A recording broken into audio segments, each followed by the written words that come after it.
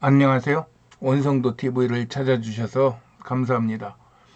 오늘은 한민족의 희망 쉬운 5번째 만주와 복림 고성 이야기를 해보겠습니다. 여기가 만주입니다. 그리다 보니 발바닥처럼 그려졌네요. 만주라는 이름은 중국 청나라 때 건융제라는 황제가 자기가 문수보살 황제라고 하면서 이 지역을 문수보살에서 유래한 만주라고 이 이름을 지었다 그럽니다. 이 지역은 중국과 러시아가 같이 있는데 합해서 약 1억 3천 정도의 사람이 살고 있다 그럽니다.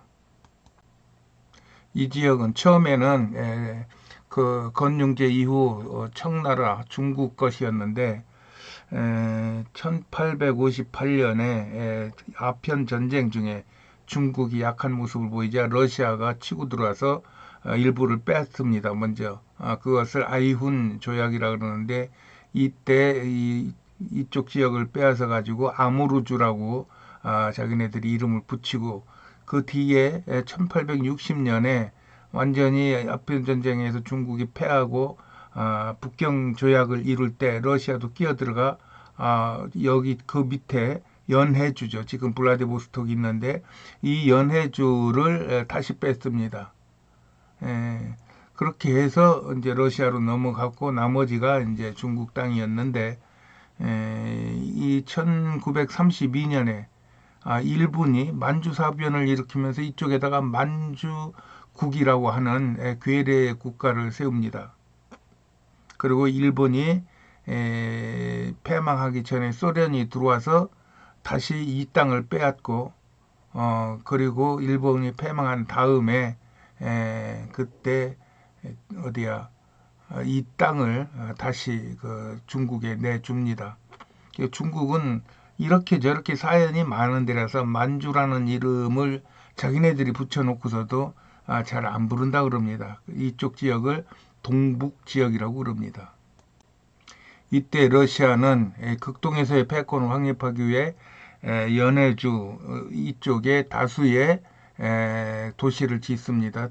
이때 지어진 도시가 하바로프스키 또 블라디보스톡 등입니다. 그 이후 스탈린 때 1930년대에 강제 이주 정책에 의하여 여기에 있던 많은 사람들을 중앙아시아로 보내고 또 유럽에 있던 그 뭐 우크라이나인 또 무슨 뭐 벨라루스인 폴란드인 뭐 유대인 이런 사람들을 이쪽으로 보내가지고 우크라이나인은 이곳에 젤렌 우크라이나를 세웁니다. 이 국가의 그 젤렌이라는 말은 푸르다는 말인데 지금 우크라이나 대통령의 젤렌스키도 같은 말입니다. 그래서 이 젤렌 우크라이나가 세워지자 소비에트가 이것을 해체시켜 버립니다. 그리고 유대인들은 와서 국가는 안 세고 자치지구를 만들어서 거기서 유대인끼리 사는데 유대인은 이스라엘이 그 1948년에 광복이 되고 그 다음에 알리아로 많이들 거의 다 돌아갔고 지금은 그냥 러시아인들하고 섞여서 유대인 정착 자치구 자치주를 운영하고 있다고 그럽니다. 이렇게 우리나라가 약해 있을 때 우리나라 머리에서 이 세계 강국들이 땅 따먹기를 하고 있는 것을 빤히 그냥 쳐다만 보고 있었던 때가 있었죠. 그런데 시간을 5천년, 만년 전으로 돌려보면은 얘기가 달라집니다.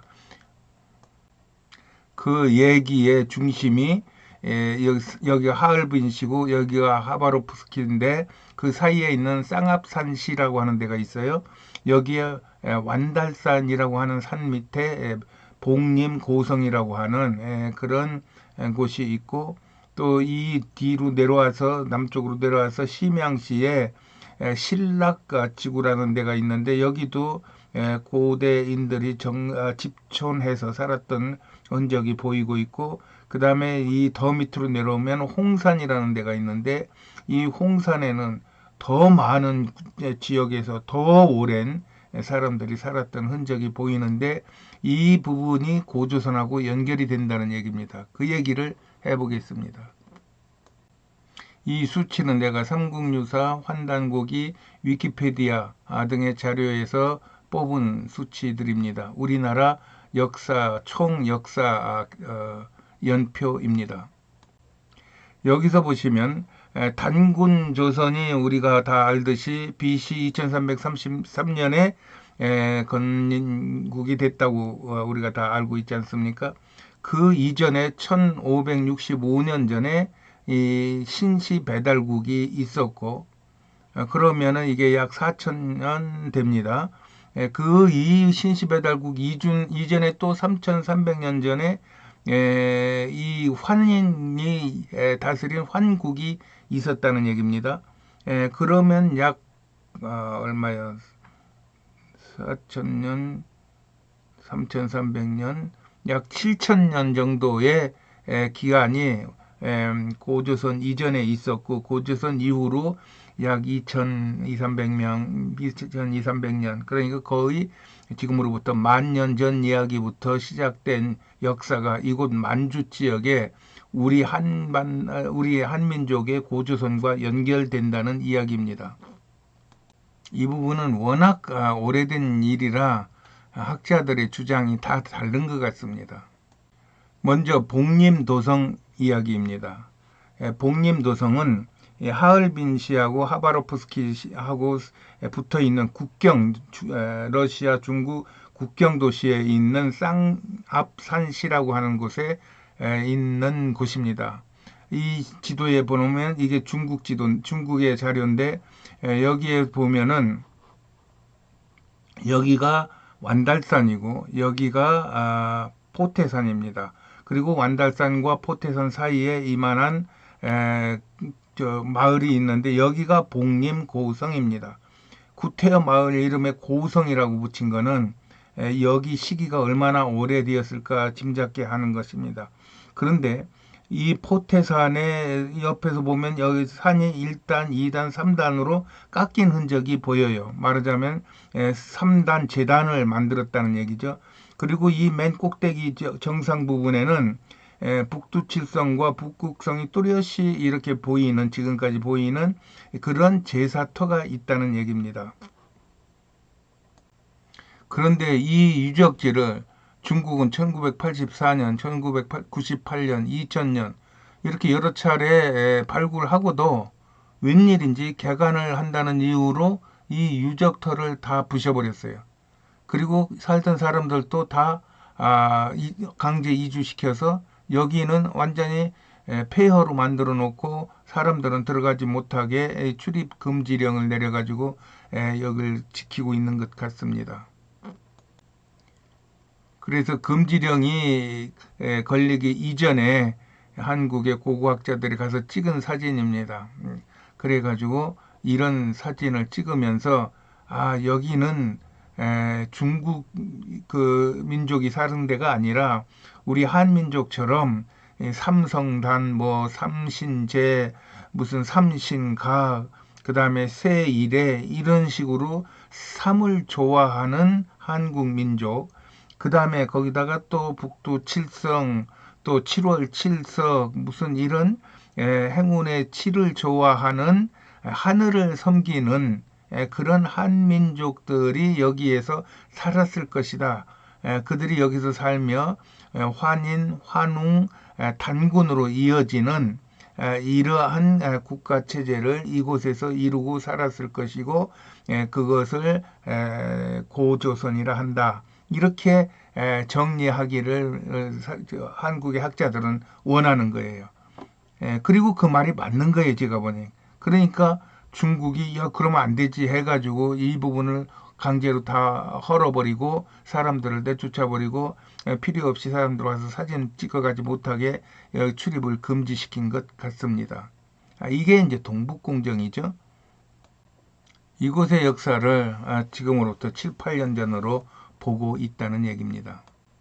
다음은 완달산의 복림고성에서 훨씬 밑으로 내려온 신락 지역입니다. 이 심양에 있는데 이 부근에서 고대인들이 이렇게 움막을 지어놓고 원시 생활을 하고 있고, 이 심양 박물관에는 여러 가지 그 유물들이 있는데, 거기에 보면은 한국인들이, 중국인들은 안 쓰던 그런 유물들이 이곳에 진열이 돼 있고, 소떼 문화도 중국 문화가 아니라 한국 문화라는 것입니다. 이쪽 문화가 약 기원전 4, 5천 년 전 이야기로 그 완달산 복림고성보다 훨씬 늦은 것은 아마 완달산 복림고성이 너무 추운 데이기 때문에 거기에서 사람들이 점차 내려와서 자리를 잡았기 때문인 것으로 보입니다. 이 신락지구에서 다시 이 남쪽으로 내려오면 내몽골 지역으로 오는데, 이 내몽골 지역에 홍산이라고 하는 붉은 산이 있습니다. 중국말로는 적봉이라고 그러죠. 이곳은 지금 도시 전체에서 유물들이 막 쏟아지고 있는 중입니다. 그래서 처음에는 중국이 여기에 우리 고대 유물이 나왔다고 해서 아주 뭐 좋은 이름도 붙여가면서 또 세계인들한테 자랑도 하면서 세계 세미나도 열고, 그러다가 어느 날부턴가 또 북한하고 공동 발굴도 하다가 어느 날부턴가 북한도 쫓아버리고 모든 그 세계인들한테 문을 닫고, 또 여기도 출입 통제를 심하게 합니다. 여기는 유물들의 그 탄소 측정으로 그 연대 측정을 해보면은 상당히 오랜 기간 그 유물들이 나옵니다. 그래서 어떤 사람들은 보통 기원전 7, 8년 전부터 단군 조선이 생기기 전까지 이곳에 사람이 살았던 흔적이 보이는 유물들이 있는데, 그것들이 대부분 다 중국 사람들이 쓰는 게 아니라 한민족들이 쓰는 거란 말입니다. 무슨 뭐 빗살무늬 톡이라든가, 그 다음에 청룡 보검이라든가, 그 다음에 적석총이라든가, 그 다음에 또 뭐가 있나, 그 치가 있는 성쌓기라든가, 또 옥가공이라든가, 또 순장을 하는 그런 이런 여러 가지 것들을 보면서 이게 한국 민족들의 그 생활터였던 것 같다 하는 생각이 들면서, 그러면서 사람들의 그 출입을 통제하고, 그 다음에 여기에 있는 자료들을 중국 역사에다가 실기 위하여 중국의 전 역사책을 지금 개정하고 있는 중입니다. 본문은 고치기가 힘드니까 그 본문에 이 부분을 끼워 넣어 가지고 주로 주석에다가 뭐 홍산에서 발견된 뭐가 이때 거다 뭐 이런 식으로 아마 다 바꾸는 것 같습니다. 이게 얼마나 힘든 일인지 여러분들이 동북공정을 조금만 들여다보면 아실 수 있을 겁니다. 그러므로 완달산의 환국시대, 그 다음에 신락지구의 환웅시대, 그 다음에 이 홍산 지역의 단군시대, 이렇게 보면은 시대 그 연대가 거의 비슷하게 맞는 겁니다. 그래서 단군 이전에 7천년, 단군 이후에 2000년 해서 한민족의 역사가 고조선부터 대한민국까지의 역사가 약 9천년으로 보여지는 것입니다. 이와 같이 만주 지역은 우리 한민족이 거의 10,000년 가까이 이렇게 관계를 맺고 있는 지역이다. 이렇게 보고 있는 거예요. 그리고 그 지역에 있었던 나라들의 이름을 봐도 그래요. 예맥, 고조선, 부여, 고구려, 예족, 부국적, 발해, 뭐 동호, 뭐 흉노까지, 돌고를 우리는 흉노로 보고 있으니까 이렇게 모든 그 수많은 민족 부족들이 한민족과 연관이 되지 이 중국과 연관이 되지 않는다는 것입니다.